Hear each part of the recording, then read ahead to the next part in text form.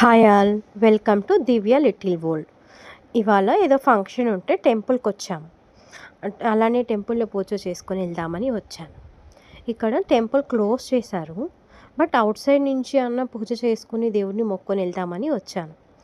మ్, ఆ, శివుడు అండి చాలా ఇష్టం. నా చిన్నప్పుడు అయితే ఎగ్జామ్స్ ఉన్నప్పుడు ఇక్కడికే వచ్చేవాళ్ళం. సెవెంత్లో మాకు పబ్లిక్ ఎగ్జామ్స్ ఉంటాయి, అవి ఇక్కడికే వచ్చి పూజ చేసుకొని వెళ్ళి ఎగ్జామ్స్ రాసేవాళ్ళం. చూద్దామా దేవుణ్ణి. నందీశ్వరు ఉన్నాడు. నందీశ్వరులో చెవులు చెప్పాలి, స్వామి శివయ్యకు చెప్పు, నాకు కావాల్సిందని జరిగేలా చూడమని అని చెప్పాలి.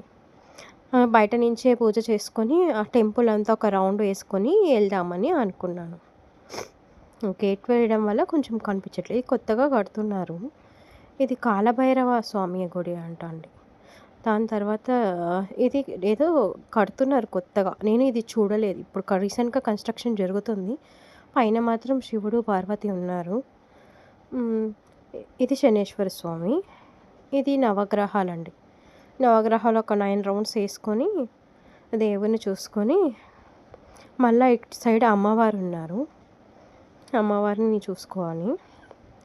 ఇటు సైడ్ వస్తే మళ్ళీ చక్కగా బొజ్జ వినాయకుడిని పెట్టి దానిపైన నాగదేవతలు పెట్టి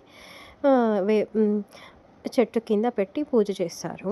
ఇక్కడ కొత్తగా కన్స్ట్రక్ట్ చేస్తున్నారు. ఇది ఏంటో నేను కూడా ఓపెన్ చూడలేదు, బట్ పైన కృష్ణుడు భలే ముద్దుగా ఉన్నాడు. అది చూడలేదు, గేట్ క్లోజ్ చేశారు కాబట్టి. తర్వాత బ్యాక్ సైడ్ నుంచి టెంపుల్ లోపలికి వచ్చేటప్పుడు ఎలా ఉంది అని పైన విగ్రహాలు ఎలా చేశారు, బాగా చేశారండి, బాగా కట్టారు. నాకు చాలా బాగా గుర్తుంది. చాలా బాగుంది ఇది యాక్చువల్లీ.